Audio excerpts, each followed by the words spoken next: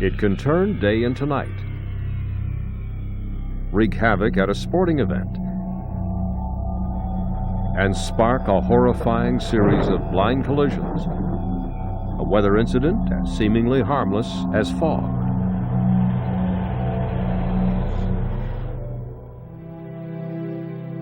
Citizens of Hamilton, Ontario are well accustomed to the low-lying smog that covers the cityscape. The morning of September 25, 1950, brought surprisingly clear skies to southern Ontario, but what soon followed stirred panic in thousands of residents across the city. Teenager Charles Moeller and his friend are leisurely driving around the Hamilton streets in a 1936 Oldsmobile and enjoying the sunshine when suddenly darkness shrouds the sky. It was a beautiful day, top down, and lo and behold, it was getting darker and darker and darker. Street lights were coming on, so we knew that something was really wrong. We really didn't have an explanation. They drive to the edge of an escarpment overlooking Lake Ontario and Toronto in the distance. Before long, both the lake and the skyline vanish as they become enveloped by darkness. The view of Toronto just vanished, and that was really, really strange. And then from then on, of course, we had to drive with our lights on. It was that dark. Elsewhere, in the small town of Waterford, 8-year-old Eileen Middlecoop gets ready for church. I got dressed and walked to church and noticed how it was dark. It was eerie. It was really, really scary. And of course, with no computers and no knowledge of what was going on, nobody really had any idea what was happening. But I remember being very, very scared, and the old folks were quite nervous and scared too. Churches receive record turnouts in the wake of the blackened sky as God-fearing sinners seek atonement. Sensing something unnatural, dogs howl apprehensively at the foreboding sky. Horses grow restless. City birds are soundless. You know, back in previous centuries, one of the frights that a lot of people had was the fact that daytime would turn into night, these dark, dark days. And one in sort of relatively recent history of these events occurred back in 1950 in southern Ontario. And it was one of these Sunday that was pitch black. There were actually special or sermons given Sunday morning to talk about this strange situation. With the images of Hiroshima not yet forgotten in people's memories, citizens fear the worst. A nuclear war has broken out. This is shortly after the end of the war. I remember people asking or saying, "Do you think somebody dropped a bomb?" Or is there an eclipse going on? It was gradually darkening. But with an eclipse, it lightens up. But this didn't lighten up. It was almost eerie that the fact they were describing this, is this an eclipse? Is this a Russian smoke screen? Is this a nuclear attack? Is this the end of the world? There was even a baseball game between Cleveland and Detroit in Cleveland on that Sunday afternoon that had to be played with the lights on, the first time that ever during the daytime. In some parts of southern Ontario, such as London, the sky reportedly takes on a disturbingly greenish hue, as witnessed by Mary Jean Waters. And it suddenly got darker and darker and darker.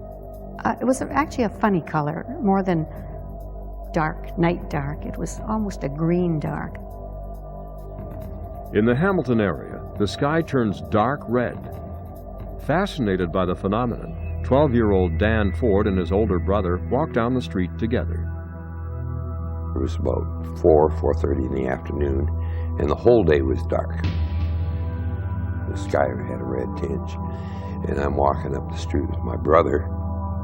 The red haze not only evokes anxiety in people, but it also offers a perfect opportunity for aggression, as Dan Ford and his brother soon find out. Lurking in the darkness, two teenagers suddenly appear and accost the boys. One of the teenagers picks a fight with Dan's brother. Shortly after, he retaliates. Each of the aggressors pulls out a switchblade. I remember that day to the day I die because of having the switchblade pulled on me. And I remember seeing it kind of glowing in this reddish tinge. Outmatched, the Ford brothers make a run for it, managing to escape unhurt. Everything had a reddish glow to it. It was just an eerie day. The answer behind this meteorological mystery lies in, of all things, a natural disaster occurring several provinces away.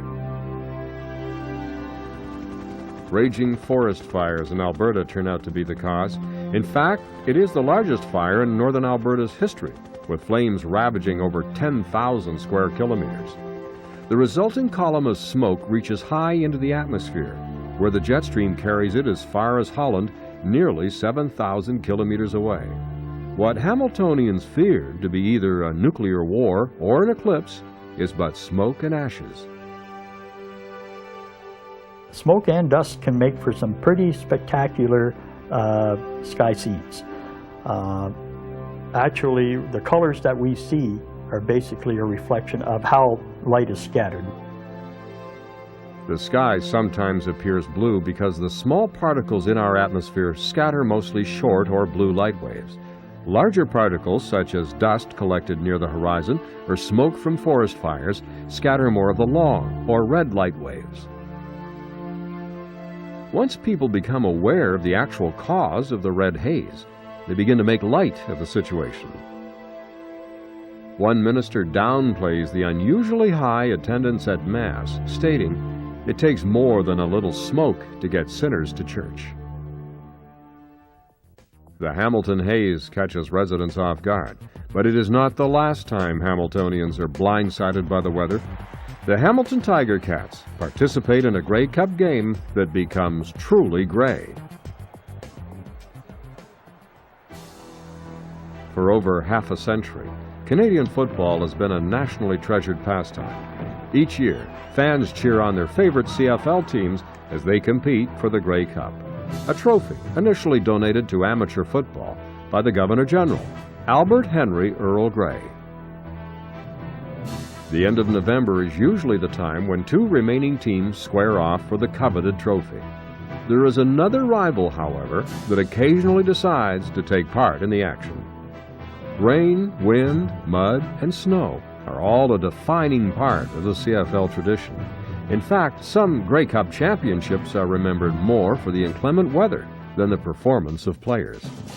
In 1950, 8 inches of snow melted on Toronto's Varsity Stadium, turning the grassy football field into a 110-yard pool of mud. Conditions were so terrible that at one point in the game, a referee had to rescue Winnipeg's 260-pound Robert Tinsley from drowning face first in a mud puddle. History would remember this Grey Cup as the Mud Bowl. Among these Grey Cups that have become famous for weather-related reasons are the Ice Bowl and even the Toilet Bowl. There was the Toilet Bowl, played here in Toronto, and it was famous because of a rainstorm at halftime that just caused everybody who was headed to the washroom to have problems, and it so impressed the Premier of Ontario at that time that he said, "Enough's enough. We're building a Sky Dome. We're building a dome stadium." And that weather event, that Toilet Bowl, if it hadn't occurred, we might still not have the Sky Dome. But before Toronto's sports became protected by the Sky Dome, weather was at its height of contention in the historical Grey Cup of 1962. Saturday, December 1st, at the Canadian National Exhibition Stadium, the Winnipeg Blue Bombers take on their long-standing rivals, the Hamilton Tiger Cats. Hamilton's corner linebacker, Zeno Cars, recalls the pre-game excitement and weather conditions. On Saturday, we took the bus back over to Toronto. It was a gorgeous day. The stands were filled, the bands were playing. It was a pretty good day. High-spirited celebration has always accompanied Grey Cup fever. About 200 revelers are arrested for intoxication the night before the game.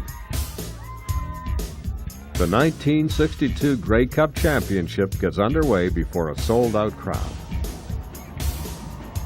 Hamilton starts out as strong as their wall of steel reputation suggests by sacking Winnipeg's star quarterback Kenny Plain for a 7-yard loss.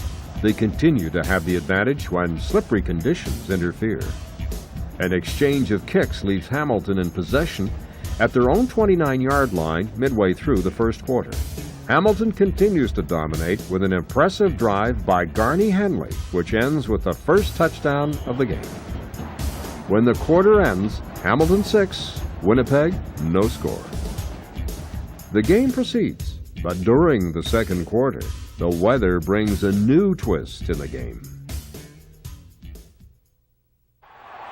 The Hamilton Tiger Cats lead 6-0 at the end of the first quarter at the 1962 Grey Cup game against the Winnipeg Blue Bombers. But weather soon presents another challenge to both teams on the field, as Blue Bomber and MVP of the game, Leo Lewis, recalls. The fog really started rolling in. The fog was now down on the field, right down on the field. And it was very hard for the players to see. It was warm weather, warm air coming across Lake Ontario, and it created the ideal conditions for fog. And the entire city was shrouded in fog for a good amount of that week. Players know they will have to contend with even more interference than they are used to. Despite the fog, the Blue Bombers come alive with a touchdown of their own, courtesy of Leo Lewis. And you could see the fog starting to come in. You barely could see anything. In fact, much of the time, where you were on the sidelines, you could not see the players on the other sidelines. Thousands of discontented spectators above second-row seats anxiously try to make out what is happening on the field. People in the stands can't see what's going on down the field because of fog. There's a sort of a cloud of fog about 20, 30 feet high. They were very upset, and I can understand why. You just don't pay all that kind of money to go to a game and then not be able to see what was going on. Among those in the crowd are Ed Miller and George Hitzroth, two CFL aficionados, commonly known as the Grey Cup Greybeards. They've earned a name for themselves for their loyal attendance. Combined, the two men have attended 122 consecutive Grey Cups. It got to the point where you could barely see the players. It was that bad. Just like a ground fog. Well, everyone was wondering, what are they going to do? I mean, and saying, did you see that guy? Where did he go? The guy with the ball. Well, he just disappeared into the fog, Even the broadcast announcers have a hard time giving the play-by-play of the game. They must have had a nightmare. I would think that because you really couldn't see it. If I can't see it as a player, I'm wondering what you can see from up in because in C&E, their television cameras are way up on the boxes. The television cameras couldn't see what was happening, and sponsors were paying money for the broadcast. So they wanted to see the whole game, of course. Using the fog to their advantage, Winnipeg's Plain hands the ball off to Leo Lewis, who earns his MVP status by startling both crowd and opposition with a long bomb into the fog. Amazing, the pass connects. The successful convert brings the score to Winnipeg 14, Hamilton 6. Both Hamilton and Winnipeg use the fog to their benefit, bypassing their opponent's blinded defensive lines to score easy touchdowns. The flurry of three major scores in less than 4 minutes puts Winnipeg at 21 and Hamilton at 19 at halftime. The halftime show is seen by few. During the second half, the fog had lifted to a point where once again the fans could see the field and follow the progress of the game. But as soon as playing resumes, the fog makes its way back quickly towards the action. But this time, Better prepared on the Winnipeg 36. Zuger tries for Beattie. Touchdown. The Ticats in the lead for the third time. Hamilton 26, Winnipeg 21. I'll never forget, there was a player named Dave Beattie that caught a pass and scored a touchdown. I accused him of picking the ball off the ground because I don't think anybody ever really saw it. You could not see literally 10 yards in front of you. And then it got worse and worse as the evening wore on.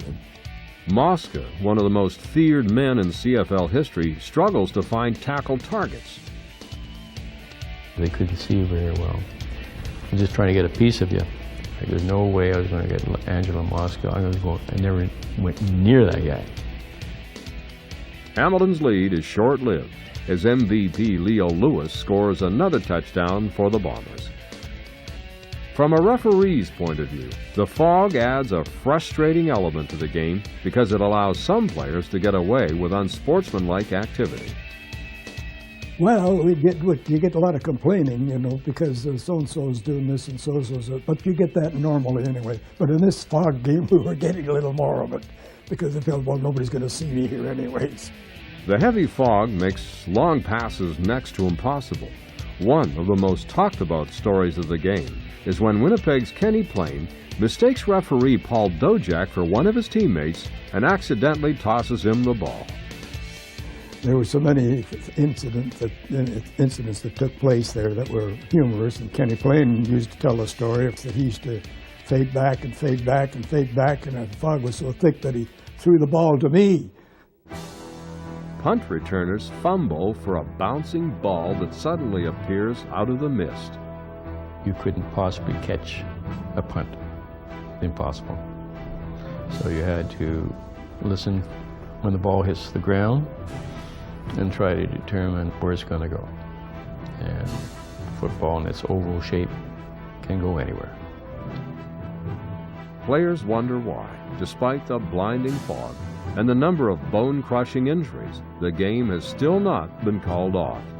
Some attribute it to the fact that this was the first CFL game broadcast in the United States. The game was just a total disaster. And I have my theories. I think that CFL, to reap the benefits of whatever they did to sell that game to the U.S. networks, had to play a certain amount of minutes to guarantee the monies, and that's how we get caught in the trap of playing that game. Finally, with 9 minutes 29 seconds left in regulation time, the game is at last called off. Sid Halter and we just says, well, we can't play any longer. That was the decision making. I couldn't see from the far hash to the down markers. We went into the dressing room thinking it was only going to be a slight delay until the fog lift, and we'd go back out and finish the game. About 15, 20 minutes, maybe up to a half hour went by, and they came in and said, the game's called, we'll finish it tomorrow morning. We stayed in some sleazebag motels because you could not get a room available. We had to come back and pay 9 minutes and 21 seconds. And I'll never forget, Bob Minahan and I said, listen, let's go downtown to the party. We can play 9 minutes standing on our heads. You know, there must be 5,000 cabs in Toronto. We flagged down a cab, and the 3 coaches were in the cab. We were going the wrong way. They said, get your butts back to the room. Despite themselves, the players returned to take to the field on day 2 of the 1962 Grey Cup Final, the longest game in CFL history. Although this time the weather conditions are ideal, only 15,000 spectators show up to watch the remaining 9 minutes, 29 seconds. And they didn't have time to clean the uniform. You put on your old sweaty stuff from the day before. It was a bit unusual. I think one of our quarterbacks was limping. One of our defensive backs couldn't walk. Oh, we were just limping around out there on that Sunday. And he really didn't feel like he wanted to play the last 10 minutes. After all the waiting and 21-hour suspense, not a single point is earned by either team. The score, 28-27 in favor of the Winnipeg Blue Bombers, still stands. The Blue Bombers rejoice around the Grey Cup not only because of their championship victory, but also because they participated in a CFL game that will become a football story remembered and retold for decades. Fog Bowl. Wow. Couldn't see a thing. I've been through blizzards back in, I think it was 1964 when we had our big blizzard here in Winnipeg. I've been in that fog bowl, I've been in wind bowls, I've been in floods of the century here in 1997. I've had some great experiences over my years living here, not only as a citizen, but with the Winnipeg Football Club. Fog was the most visible player of the 1962 Grey Cup game. But Fog hasn't always been playful where football players have been involved. In another incident, Fog wreaks havoc in a much deadlier form.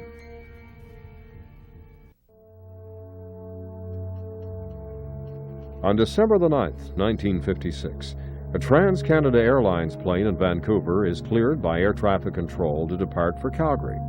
The aircraft carries 3 crew and 59 passengers, including Harold McElroy, a prominent businessman, and 4 members of the Saskatchewan Roughriders, including guard Ray Cernick. They are returning to Saskatchewan from the East-West All-Star Game.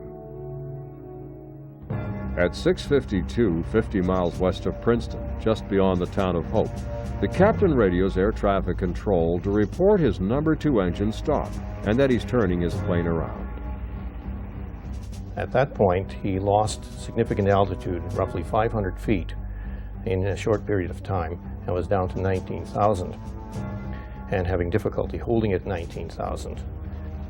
But at 7:10 p.m., Flight 810 calmly reports it will descend and hold to 10,000 feet, an elevation cleared by air traffic control.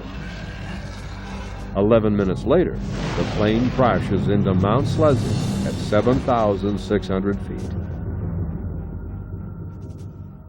What happened in those few minutes is a mystery.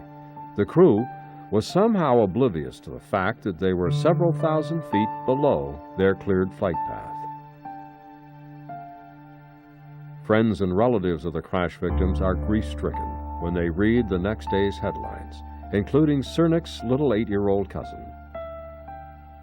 I look up, and halfway up the stairs, my mother's standing there and she's crying. And I'm shocked by this, you know, what's happened. And then my father is standing there and he told me about the plane crash and so forth. A large-scale search operation for casualties and wreckage is immediately conducted, but none of the RCAF aircraft or ground search and rescue units turns up any signs of the crash. There is little choice but to delay their efforts until spring. In May, they resumed the search again because they waited for the snow cover to start melting.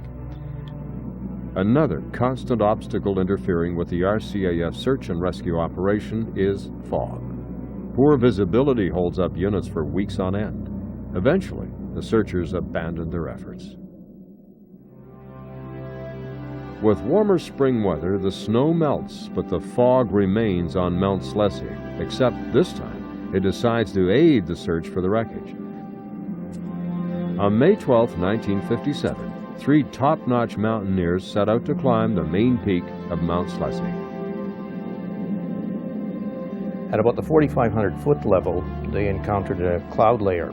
And as they were moving through the cloud, they inadvertently took the wrong gully, which led to the 3rd peak, not the main peak, as Elfrida, who was head of that party, had anticipated. They find a piece of paper from the flight logbook and a piece of wreckage, which they carry all the way back down the mountain. It is determined to be a fragment of the ill-fated flight. The 5-month-long mystery of where the plane ended up was at last over. A helicopter pilot later spotted remains of the aircraft embedded in a cliff face of Mount Slezzy. Any attempt to recover bodies from the top of the 3,000-foot ledge would be suicidal. Attorney General Robert Bonner of BC declared Mount Slezzy the perpetual cemetery of Flight 810. Now we can lay Ray to rest, and there was a funeral memorial service in Redwater, Alberta. Ray was one heck of a guy as a friend. He was honest, caring, a good ball player. He was too bad he was too young when he passed away. If he just could have kept playing another couple of years, he would have been an all-star. The cause of the plane accident still remains a mystery. Experts speculate severe icing and turbulence may have been responsible for the aircraft's low-altitude collision. On the day of the crash, the weather office informed the pilots they would encounter a trowel or cloud of warm, moist air in their flight path. There was a lot of cloud. Yeah, basically from 1,500 feet, I believe, to 20,000. One theory is that the moisture in the trowel may have cooled more rapidly than expected, leading the pilots not into a cloud of warm air, but ice. Instantly iced, the plane plummeted, could not regain altitude.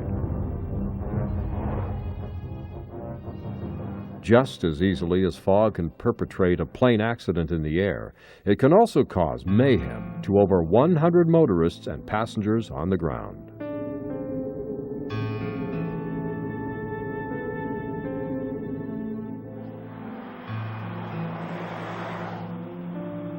As part of the NAFTA Superhighway, it's one of the major trade routes connecting Canada to the U.S.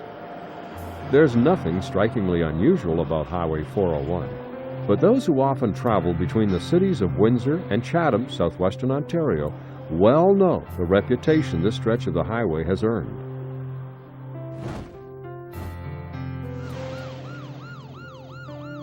Dubbed Carnage Alley, Killer Highway, and the Bermuda Triangle of expressways, it is a stretch that has had more than its full share of accidents over the years. No one is exactly certain why this leg of the highway is cursed with so many traffic-related casualties each year. But what happened Friday, September the 3rd, 1999, was something for which no one traveling along Highway 401 was prepared, including the McLemore family, beginning their holiday-long weekend. Charles, his girlfriend, and his children Mark and Marcia are en route to Detroit, Michigan. To all appearances, it is a beautiful, sunny morning, but the weather, having a will of its own, decides it will aid the killer highway curse in an eerie way. Commuting to work that morning, Windsor Star reporter Veronique Mandel notices something very unusual making its way across the cornfields. There was this really strange fog that was rolling in over the fields because we have wide stretches of farm fields. And the way the mist was rolling in, it was almost as though it was a silvery blue. It had a very strange hue, and it was as though it was suspended and rolling. At the Chatham ambulance station, John Jacobs sits unaware of the horror soon to come. Approximately 5 minutes prior to the initial calls being received, the OPP had passed that specific site, and it was just as clear as could be in that particular morning. It was just a beautiful morning that started out, and within 5 minutes the visibility was down to zero. It was just something that came from nowhere and blanketed the entire area. That something that came from nowhere descends on Jackie Gomes, an ambulance paramedic on her way home from work. In a matter of seconds, the mist completely envelops her, eliminating all visibility beyond the front end of her car and reducing reaction time considerably. Somehow, the off-duty paramedic manages to avoid a stopped car that lies ahead of her as she swerves safely off the highway. I was lucky that I didn't have anybody really that close behind me at the time. Although a car somehow followed me through my little path, and I don't know where she came from. But I'm glad she followed me through because she survived it as well. A few moments after she gets out of her car, a rig smashes into the automobile Gomes avoided moments ago. Had she not responded so swiftly, the impact of the transport slamming into the other vehicle would have claimed her life. But rather than stop and dwell on her near-death experience, she immediately begins to assist Douglas Wade Brown, another crash survivor. What happens next will vividly remain in her memory.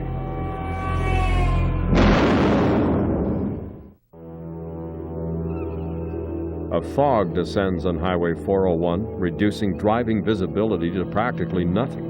Paramedic Jackie Gomes, having barely avoided an accident herself, assists a wounded crash victim by the roadside. When the unbelievable happens. Another vehicle collides into the truck that almost killed her, followed by another, and then another, triggering a vicious chain reaction of crashes.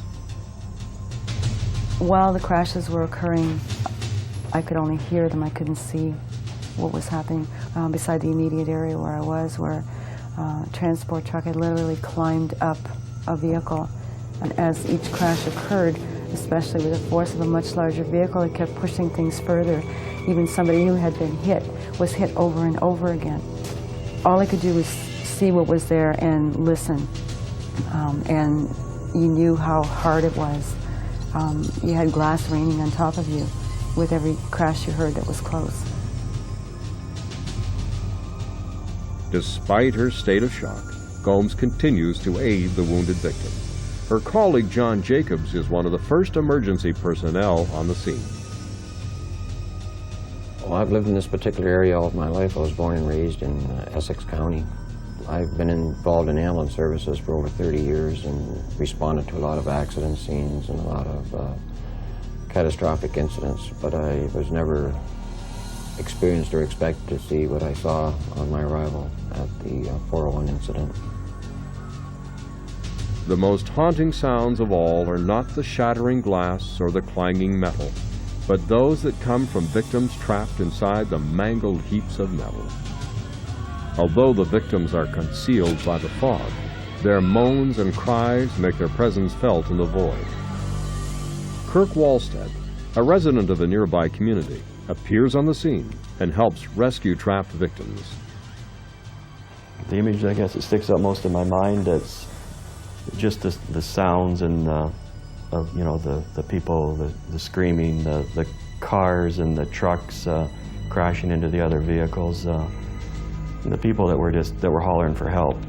Some of them we could get and some of them that we couldn't, but those sounds stay with you. Among the trapped victims pleading for help is 14-year-old Marcia, pinned between two vehicles. Perhaps the story that we'll all remember forever, and the one that probably hurts everyone the most, is the story about the young teenager, the 14-year-old girl who was trapped. And she was screaming for help and saying, "I'm only 14, I'm only 14. And there was one man who was the closest to her car and saw her and heard her.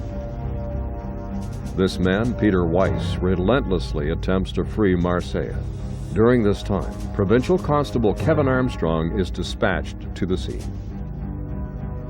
There wasn't a cloud in the sky. It was sunny, it was hot, humid already for 8 o'clock in the morning, and started to drive to this big accident. Well, I can hear the radio chatter, and I'm starting to think, this is pretty serious.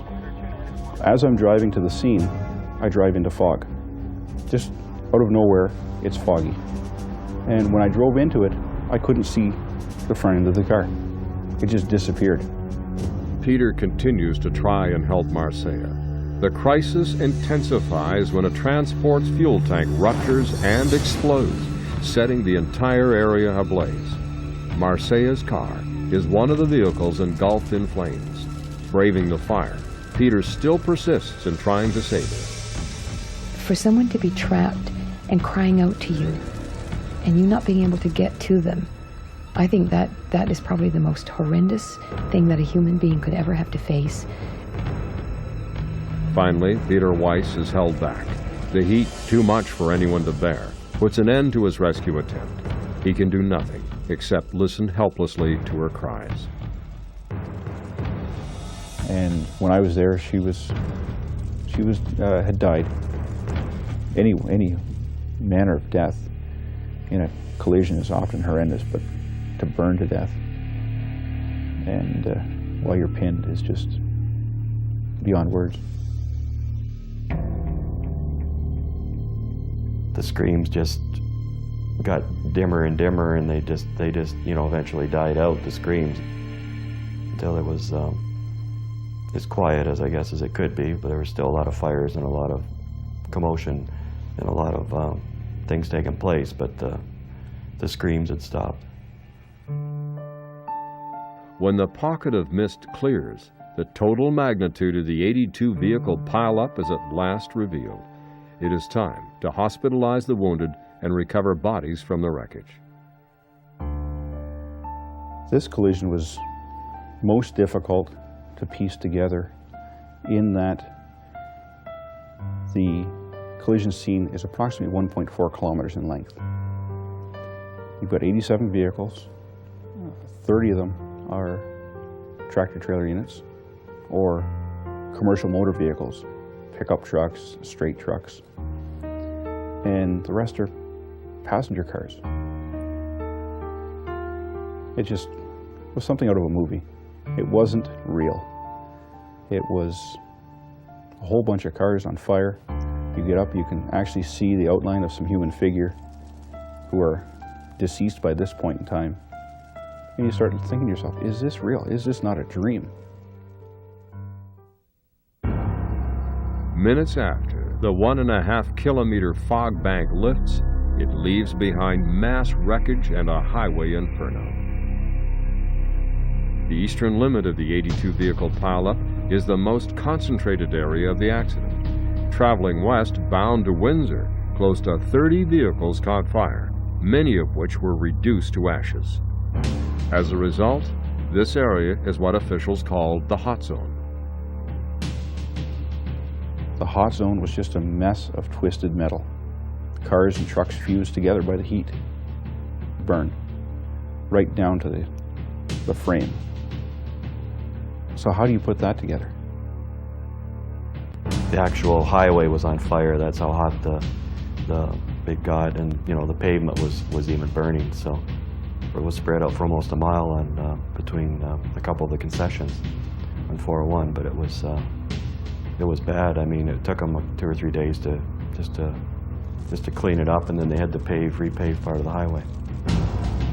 John Jacobs is still surprised at how miraculously low the death count was, considering the extent of the fog's aftermath. There was cars on fire, there were trucks still burning, there was vehicles in the midst that were unscratched. And as you looked around and you saw the horror of it all, I think that to have 7 fatalities in such a horrific ordeal that took place that morning is unbelievable.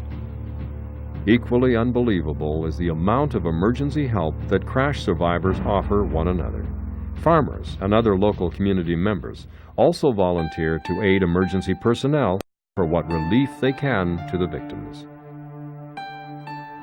We got to see the city of Windsor and the county of Essex, the citizens, come forward without being called to pitch in.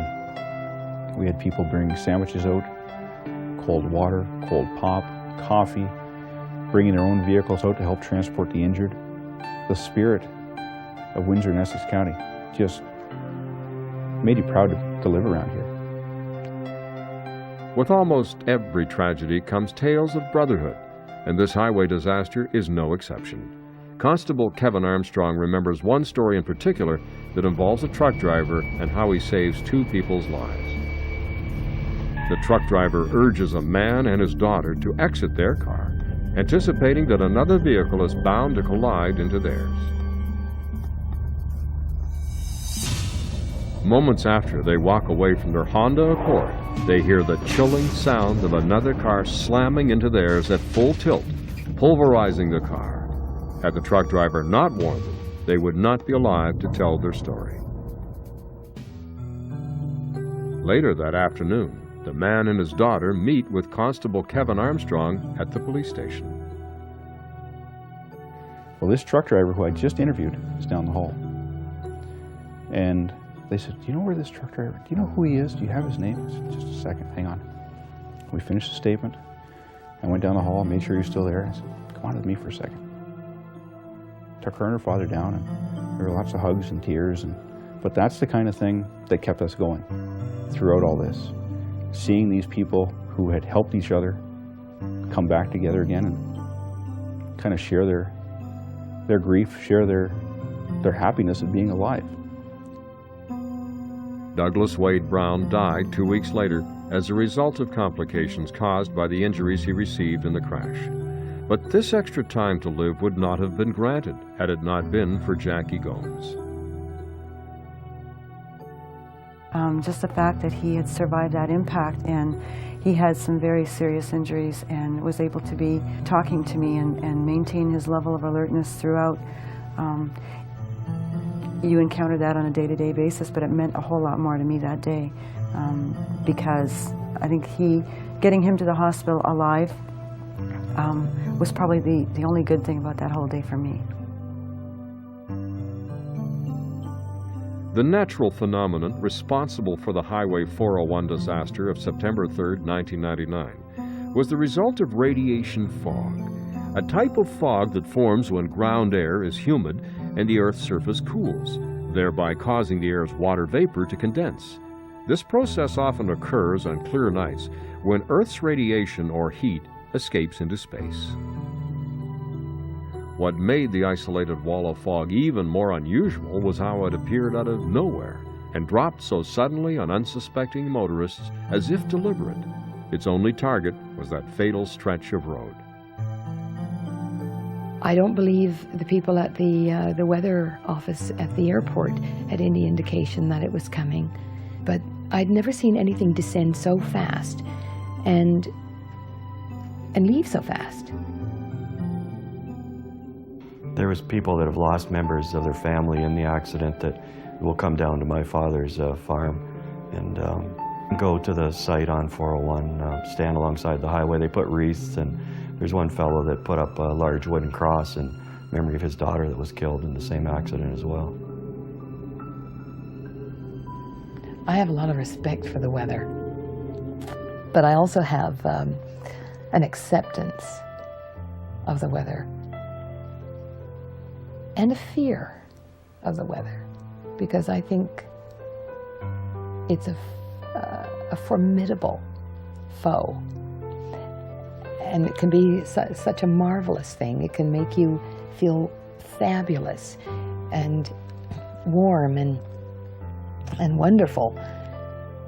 And it can turn on you, whether it's a fog or a tornado or a snowstorm. How your life can be changed. Although fog is a relatively common occurrence of the weather, sometimes it can surprise us with unusual behavior. The Hamilton haze of 1950 causes a nuclear scare and mass hysteria. The Toronto fog of '62's Grey Cup creates major interference in the most important game of the year in Canadian football. High-altitude fog plays a hand in the mystery of Flight 810. And the Carnage Alley fog of '99 crushes 82 vehicles and claims 7 lives. The more fog blinds us, the more we see how the weather in various forms can have a significant impact on our lives. You